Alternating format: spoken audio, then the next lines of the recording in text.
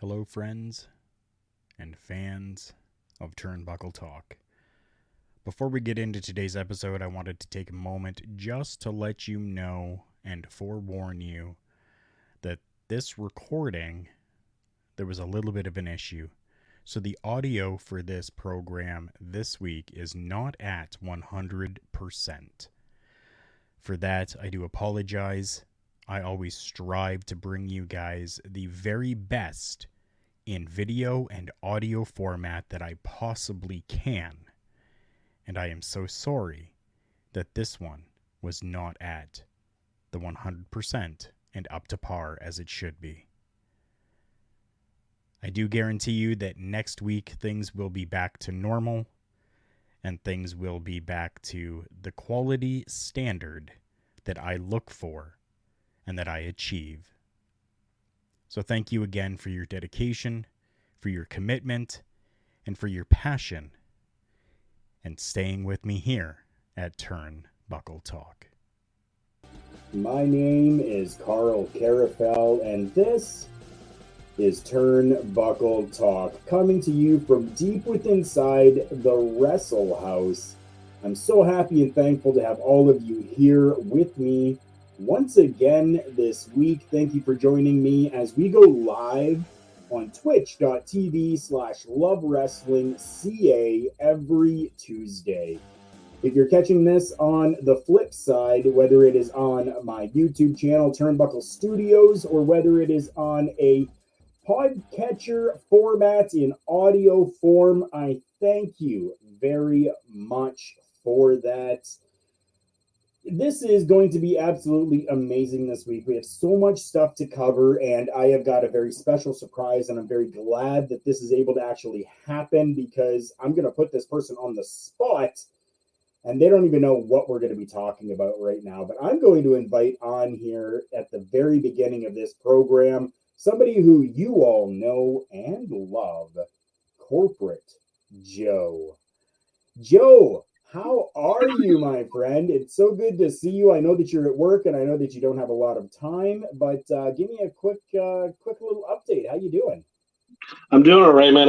Hopefully I sound okay because for whatever reason, peeling back the curtain a little bit here, I have a Pixel 6 phone, and I even have the Pixel 6 buds, but when I come on the StreamYard here, the audio and the mic just doesn't seem to come through on the Pixel buds, so I don't know what the deal is there. Google, I'm pointing my finger at you. Fix that. But other than that, I mean, I'm doing good, man. I've been busy and just happy to be here for a short time this week here on Turnbuckle Talk. Well, and I'm glad that you did because, I mean, you and I for many years have done this show, done this podcast, Turnbuckle Talk, and I guess essentially we've been a tag team when it comes to working the podcast world. Yep. So I want to talk a little bit tag team to start out with here. Last week, you guys saw on the show or heard on the show, I had One Man Dynamic, my good buddy Dan on, and we talked a little bit of tag team wrestling. Well, we're going to start with tag teams again this week. And this week, it's actually talking about Matt Hardy. Okay, so Matt Hardy came out and gave what his Mount Rushmore is, but a little bit of a different twist on it, because normally we see the Mount Rushmore that people talk about is always singles competitors, you know, whether it's Ric Flair, Shawn Michaels, Undertaker, Triple H, Kazuchika, Okada, you know, any of these names that people throw out there. Matt Hardy decided to give us his for tag teams. So I'm going to reveal that to everybody. He actually revealed it. And yes, I'm going to plug his show for him, and he doesn't even know I'm going to. But the Extreme Life of Matt Hardy is where this was heard. His top four. He has down the Road Warriors, Tully and Arn Anderson, the Dudleys, and then the bastard put himself over and said the Hardys. Okay, so that's his Mount Rushmore of tag team professional wrestling. Before I get into mine, because I know that Corporate Joe does not have a lot of time with us today, I'm putting you onto the spot, brother. I want to know what your Mount Rushmore of tag teams would be. I mean, for those who have watched Turnbuckle Talk for over the years now, know that I've never been the biggest tag team wrestling guy. But there are certain ones that have resonated through the years. I mean, again, I will second Matt's opinion there with the Road Warriors. I mean, literally one of the most popular tag teams of all time, where the phrase "Warrior Pop" came from. The Road Warrior Pop, Road Warriors. I mean, they always got a reaction regardless of where they went. Wrestling and everything wise, to throw out the window, just the attention and the reactions those guys got wherever they went definitely cements them as one of the greatest of all time. I would say the various versions of the Hart Foundation were really, really good in all their different iterations. The Hardy Boys definitely had to be mentioned for solely the impact that they had, especially during the Attitude Era and a little bit afterwards. And then I'll give one that'll be very, very polarizing. But I mean, when it comes to modern tag teams, I mean, say what you will about them. I mean, they're still going, and I think that the people actually tend to sleep on them. I'll get some heat for this, but I'm gonna say the Young Bucks. Okay. I have to. I mean, they before their time in AEW. I mean, they were running through the Independents and Ring of Honor and stuff like that, and they were drawing money regardless of where they went. And say what you will about them. They were very, very popular, instrumental during that kind of revitalization of the Bullet Club with the Elite and whatnot. I mean, T-shirt sales and all that went up through the roof. So, I mean, again, say you will about their style and their wrestling, but I mean, their influence, you can't deny it. You definitely cannot at all. Those are amazing picks there from Mighty Joe or from Corporate Joe. Astrid, I love you. How are you? Astrid popping in here saying, hey, friends. Good to see you here. Thank you so much. For those of you who are just joining us, we're talking about Matt Hardy, who on his show, The Extreme Life of Matt Hardy, gave his top Mount Rushmore of tag teams. You just heard Corporate Joe's Young Bucks. Yes. I'm going to give mine. I had to mention them. No, and rightfully so. Definitely. They're not included in mine. But mine is a little bit obscure for different reasons, and I'm gonna get to that. I definitely will. My last one is going to be something that I'm sure a lot of people have never heard of. And for those of you who are watching the video, okay, so I've got my screen over here, so I'm watching the chat and the screen over here, and over here on my second screen, I have got my notes for today. So I'm going to be looking between the two, but don't ever think that my focus isn't on you, because it definitely is. All of you, my damn co-hosts, I love each and every one of you, so thank you. But my attention's going between the two of them just so that I can make sure everything is good here. My Mount Rushmore of tag teams. I'm going to start off with the Freebirds, the fabulous Freebirds. And with this one, the incarnation of Michael Hayes and Terry Gordy, because the two of them really solidified things for that team, the fabulous Freebirds. And if it wasn't for the Freebirds, there would be no Freebird rule. There would be like no trios champs, like different stuff like that, right? Because they decided to open that up, we have all of these other things. My next one after that would definitely be the Road Warriors, as you know, Corporate Joe has mentioned, as well as Matt Hardy mentioned, 100%. Corporate Joe also included these next ones. The Hart Foundation. Yes, I'm Canadian. Okay, I got to go with the Hart Foundation. I just have to. No matter who it was within the Hart Foundation, it was always an amazing tag team. Now, this last one is one that lots of people probably have never heard of before, but I'm including them on my Mount Rushmore, and I'll explain why. We are looking at the Fabulous Kangaroos. Okay. Joe's looking all perplexed over there, like, who? So that's right. Lots of people don't know who these people are. But, okay, so I did some digging, I did some research, and I did some watching. And with this, okay, so tag team wrestling was really first recorded. The first recordings of tag team wrestling really happened back in 1901. It's a long time ago. But the Fabulous Kangaroos were the ones that really put tag team wrestling into mainstream, on the mark, into everywhere. So they started working matches back in 1957. Two people, Al Costello and Roy Heffernan. They embraced. They weren't Australian, but they embraced an Australian gimmick, wearing bush hats to the ring, bringing boomerangs down to the ring.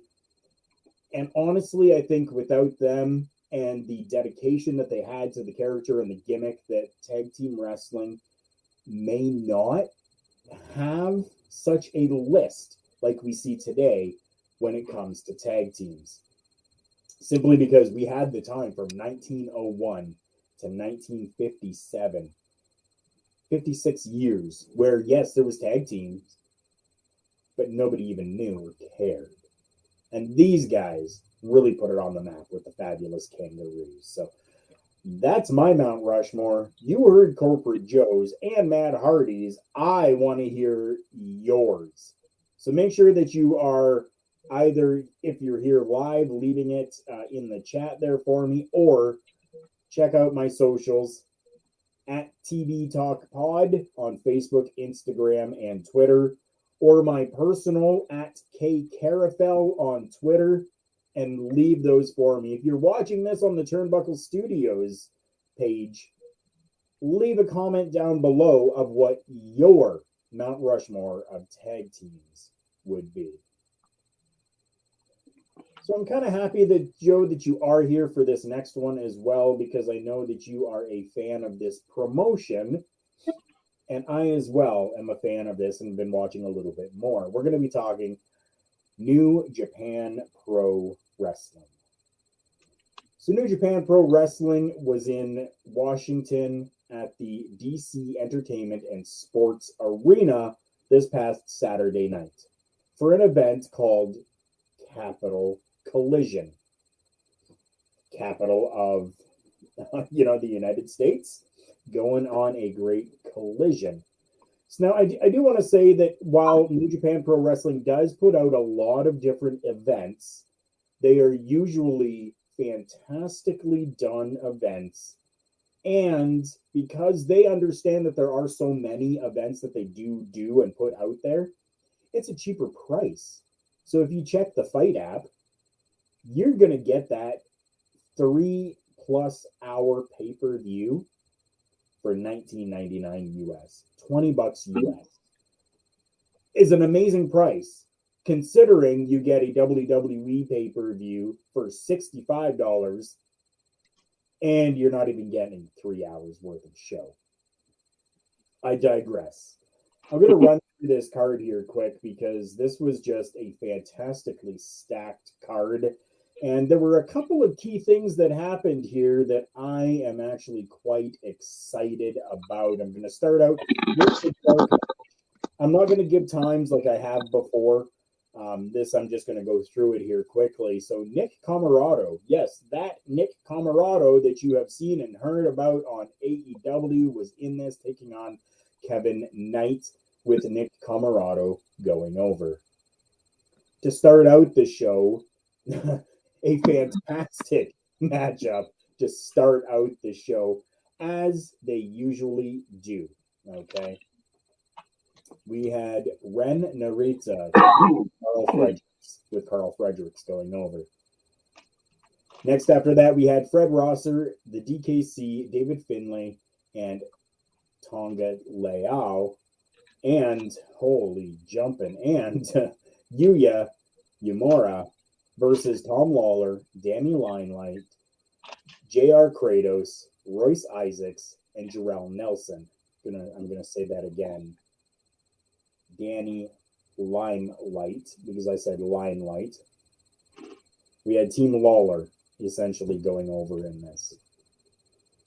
Next matchup that I want to talk about, because this is something exciting for me anyways, we had Great O'Khan taking on my friend Chase Owens. So during this matchup, Chase Owens actually used his legs on the rope to get leverage for the pin. So Chase Owens going over The live crowd was really into Great-O-Khan, even though Owens, like myself, somebody like myself, has his fans.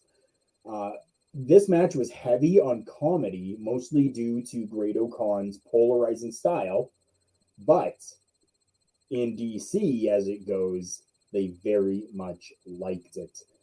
So, Joe, I don't know how much you've seen of Great-O-Khan and his work and his comedic style of professional wrestling. What do you think about that and about it getting over with the DC crowd? It's interesting because it's not typically what he employs.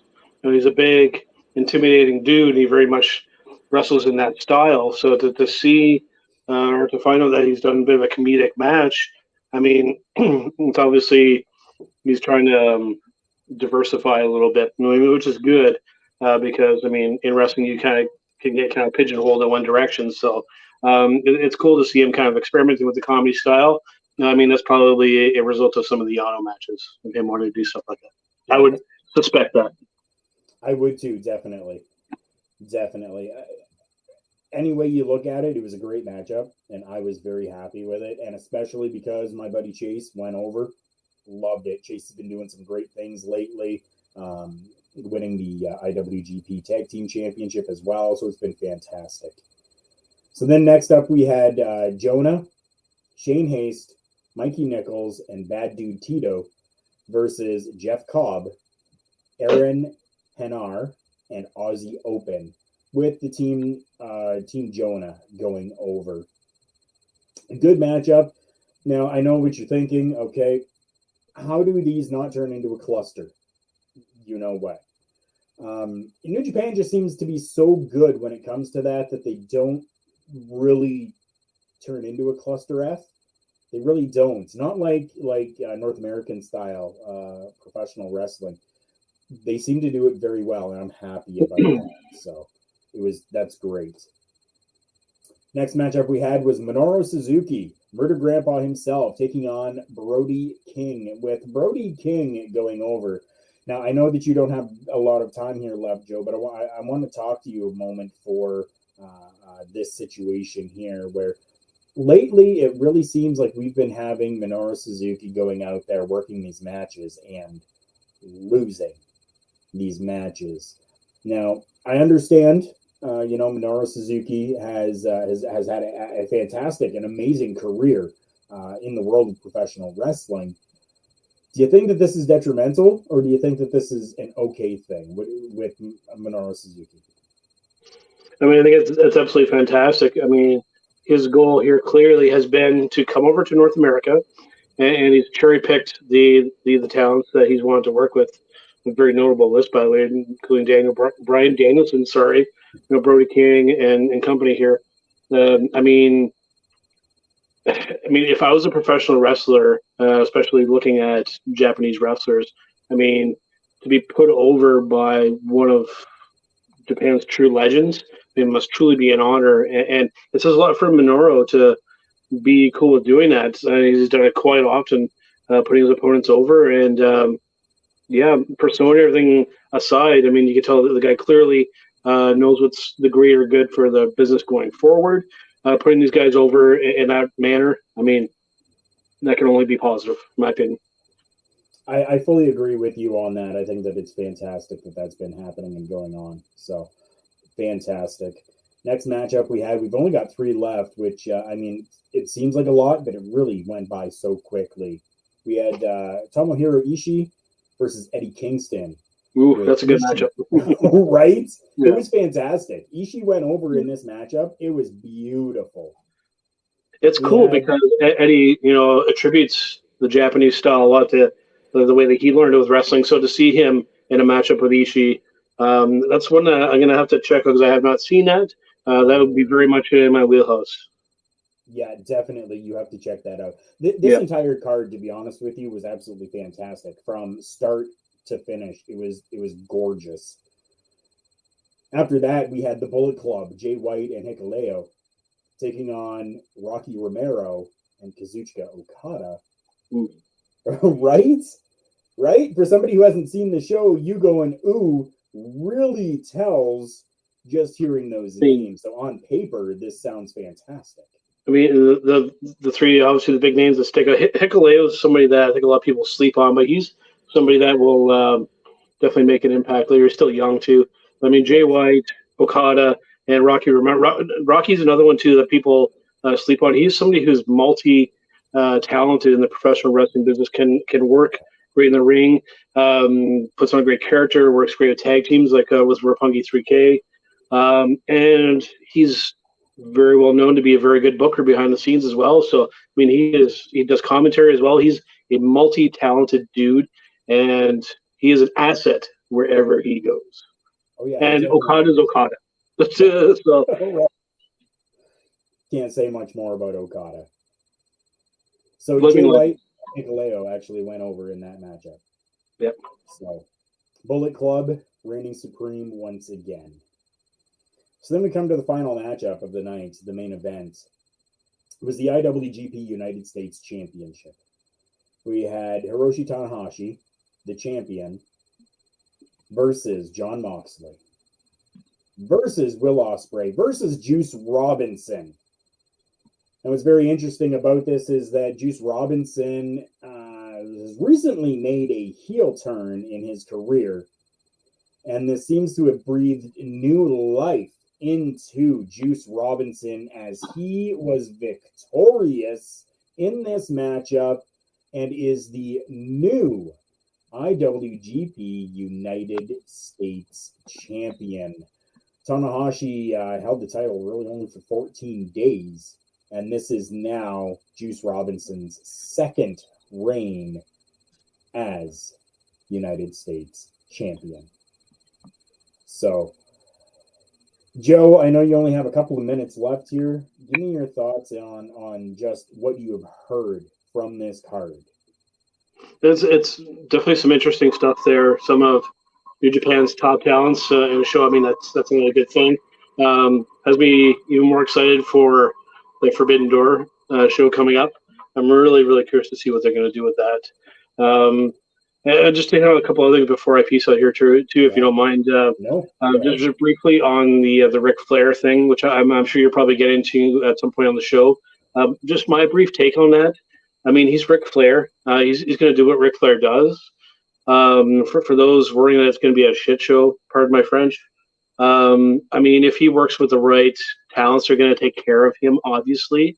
So I'm optimistic that that'll be something that's okay. But before I do head out, man, I just wanted to give a little sneak peek at something. This is something you and I have talked about behind the scenes a little bit, but coming up in mid-June-ish, I'm shooting for June 10th or 11th. For you Magic the Gathering fans out there, I'm working on something to have out for you because there's a cool thing coming from them at that point in June, and I'm working on something, and I hope it comes to fruition, and I think you guys will like it if that's your cup of tea. And all of that will be available on Turnbuckle Studios YouTube page. So if you are, yes, we're adding in more things to the Turnbuckle Studios page on top of what we already have there, which I want to keep doing. I want to keep growing it and making it bigger and bigger. So if that is something that you are into, definitely make sure you're going over there on YouTube, subscribing, and ring that bell so that you're notified every time a video drops. So, yeah. Joe, thank you so much for coming on. I know you only had a few minutes, but it's always good to have you on, brother. No, thanks for having me, and I'll be around again. Just hit me up when we got some cool stuff going on, and if I can make it happen, I will make it happen. I appreciate it. Thank you so much. Goodbye.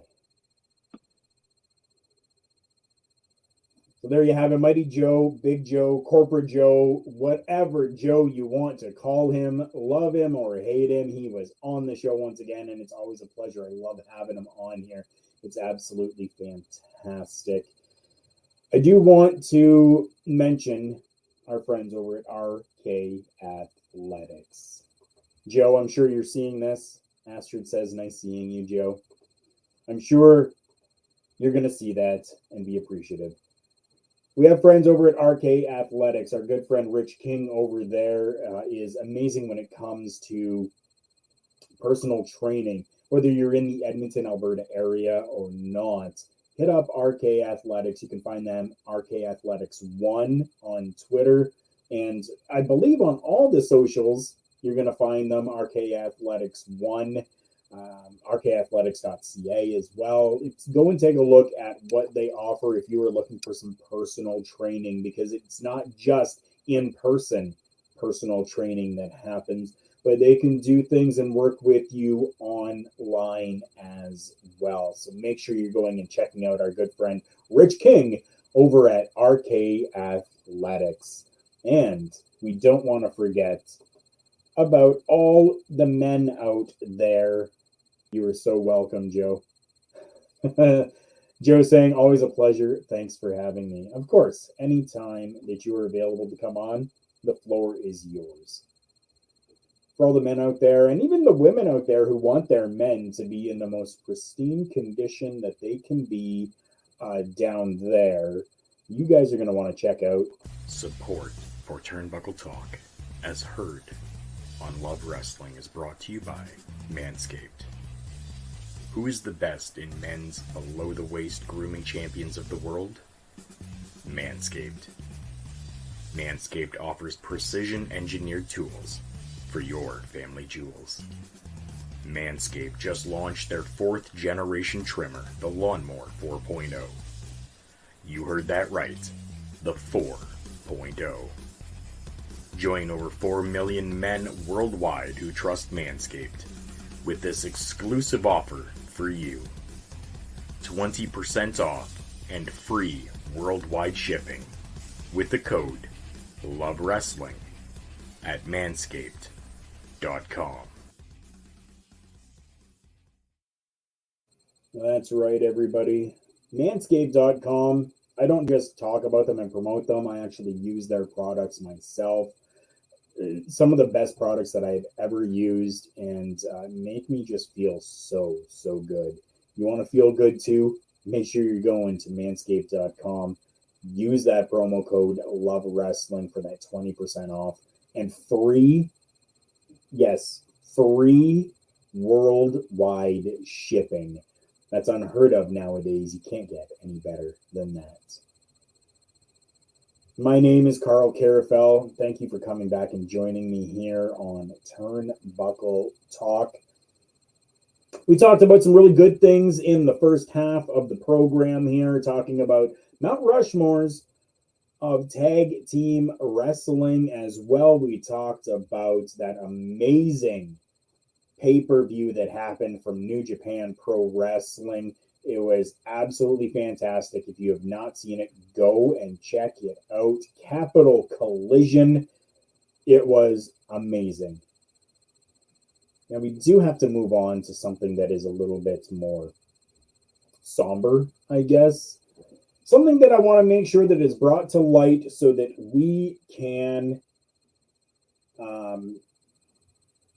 make sure that there is good things coming from all of this. We want to make sure that we are doing our best to send out our thoughts, our prayers, positive vibes into the universe for Hacksaw Jim Duggan. For those of you that may not know, Hacksaw Jim Duggan last year had announced that he was diagnosed with prostate cancer. He did have a successful surgery to remove the cancerous prostate, and we all thought he was in the clear. Well, at 68 years old now, Jim Duggan actually offered an update via his social medias in a video format that he is once again battling cancer. The video can still be seen online, but I'm going to give things to you just in brief.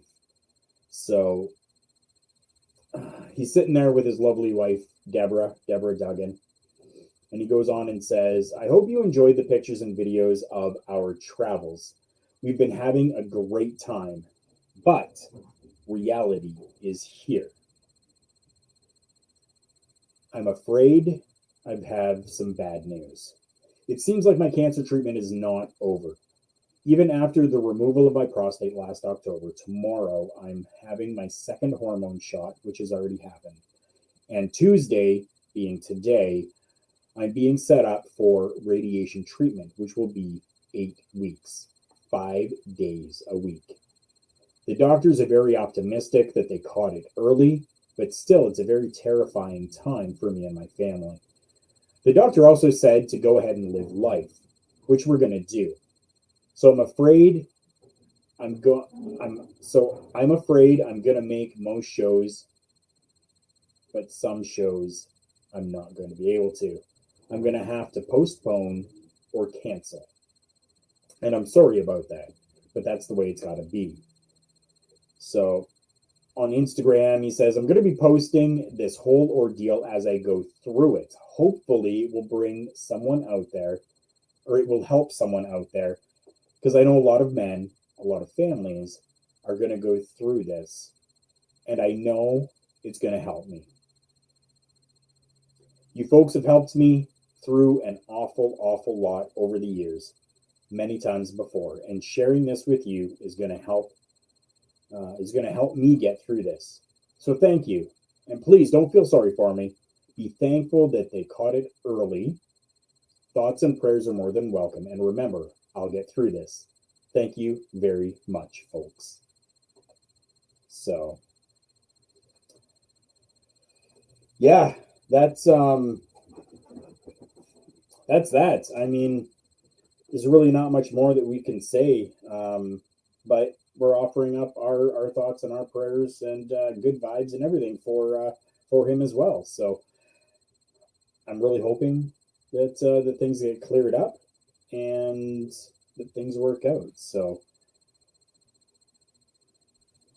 it's really not much more we can say. But I want each and every one of you, if you have him on your social medias,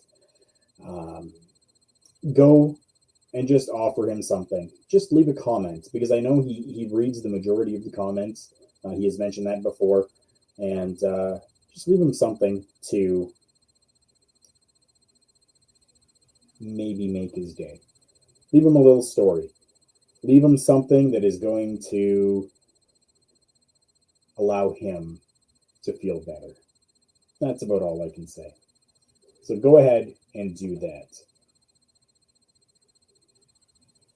I'm going to give you all a few minutes to go ahead and do that, actually, because we're going to hear from our friends over at Collar and Elbow Brand.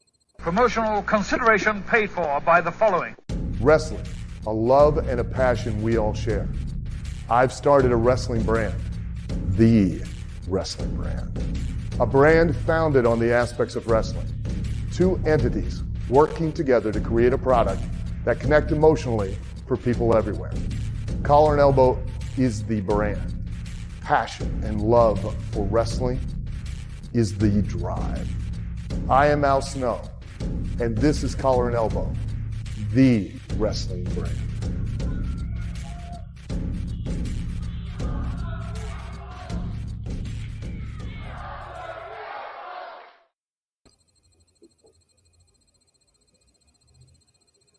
Welcome back to Turnbuckle Talk. My name is Karl Karufel. Thank you so much for joining us and coming back here this week.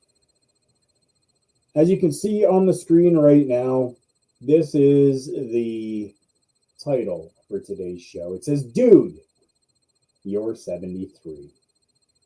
And that is what we're going to be talking about next here.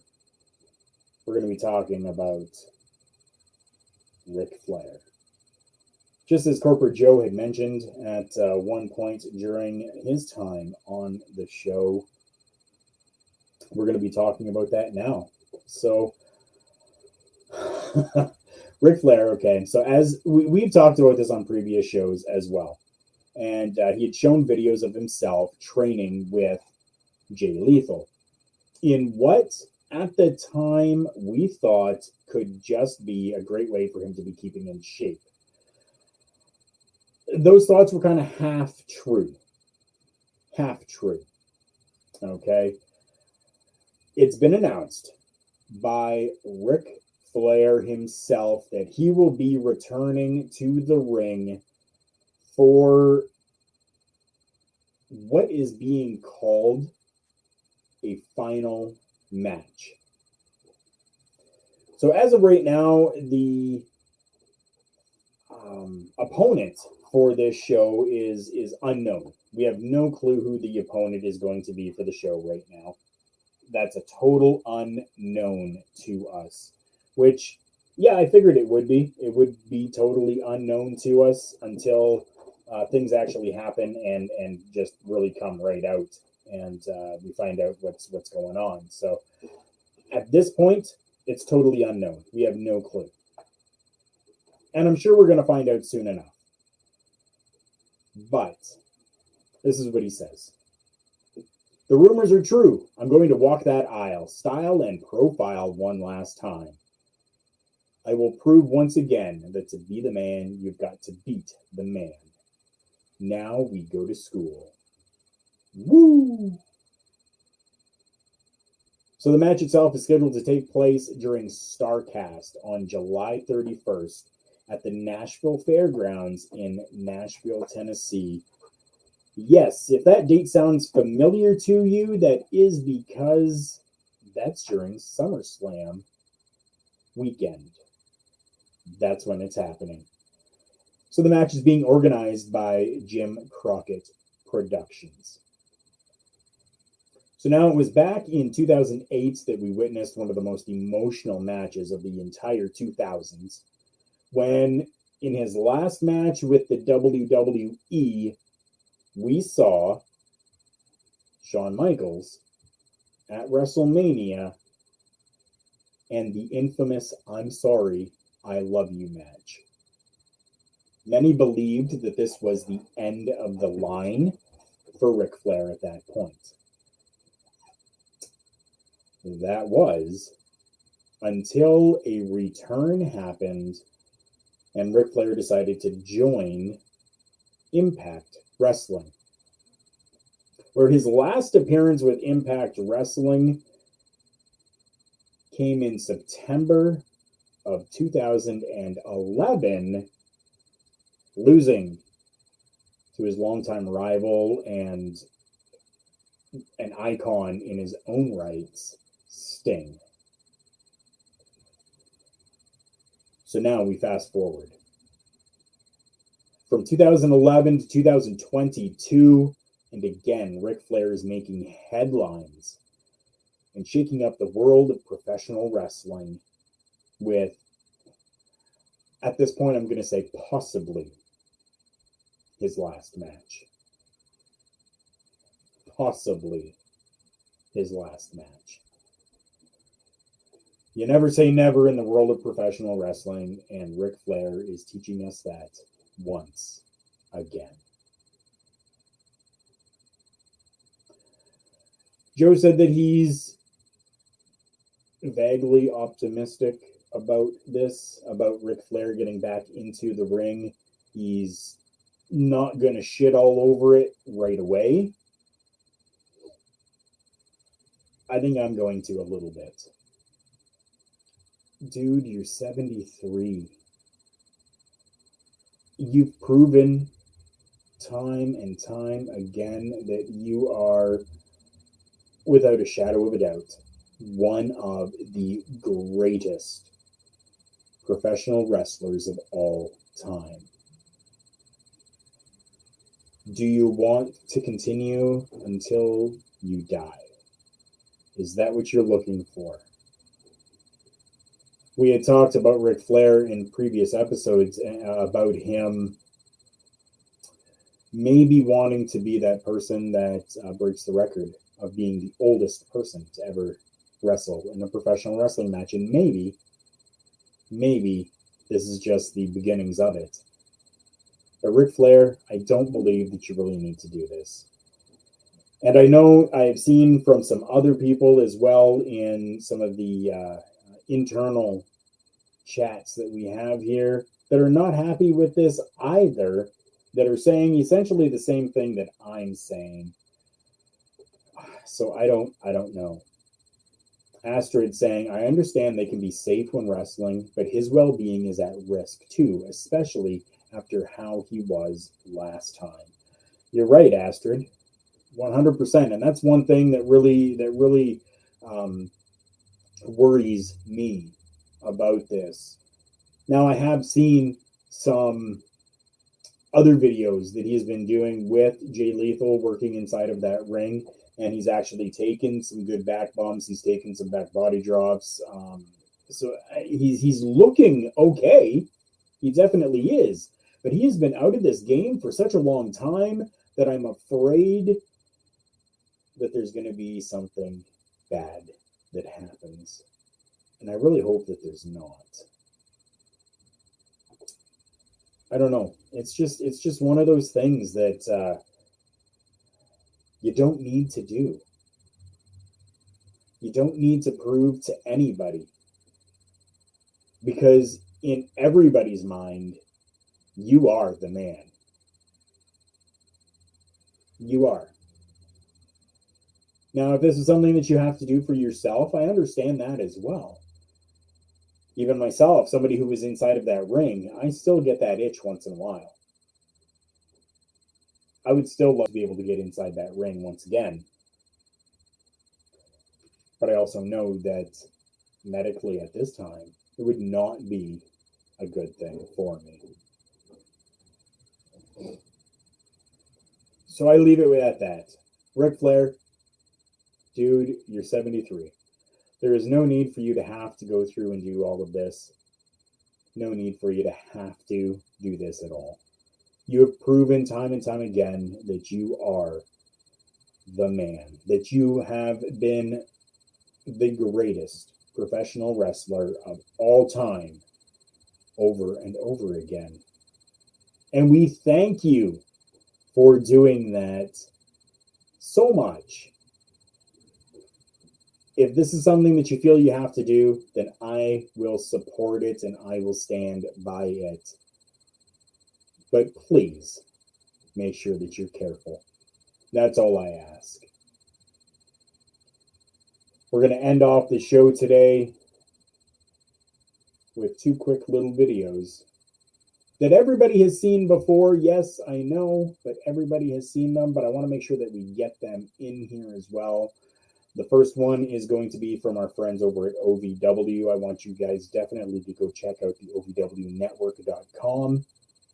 And then this shirt that I am wearing is available at our new shop that is open.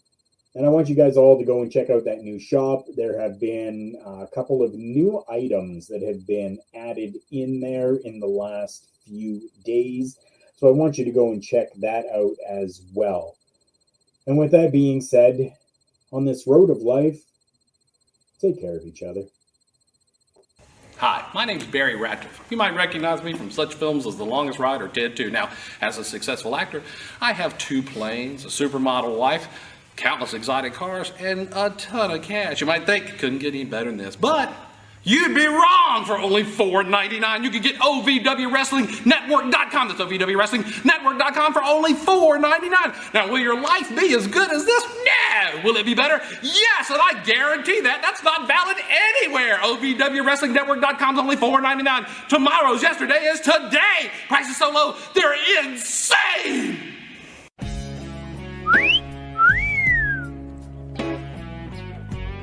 Want more bang for your buck? Well, so do I at OVWWrestlingNetwork.com. It's only $4.99 a month. In between excitement, me too. OVWWrestlingNetwork.com is only $4.99 a month. You get that incredible value. She cost me $17 million and I loved it. Want a real value? OVWWrestlingNetwork.com. It's only $4.99. That's a price so low. Well, it's insane. The official Turnbuckle Studios shop is open. Official merchandise from all the favorite shows, plus merchandise you can only find here. Stuff from Turnbuckle Studios. Karl Karufel unboxes. The Boar's Nest with Bubba Duke. Miscellaneous products that you can only find here. Beats and beatdowns. And Turnbuckle Talk. Find all this merchandise exclusively at karlkarufel.redbubble.com. Bye.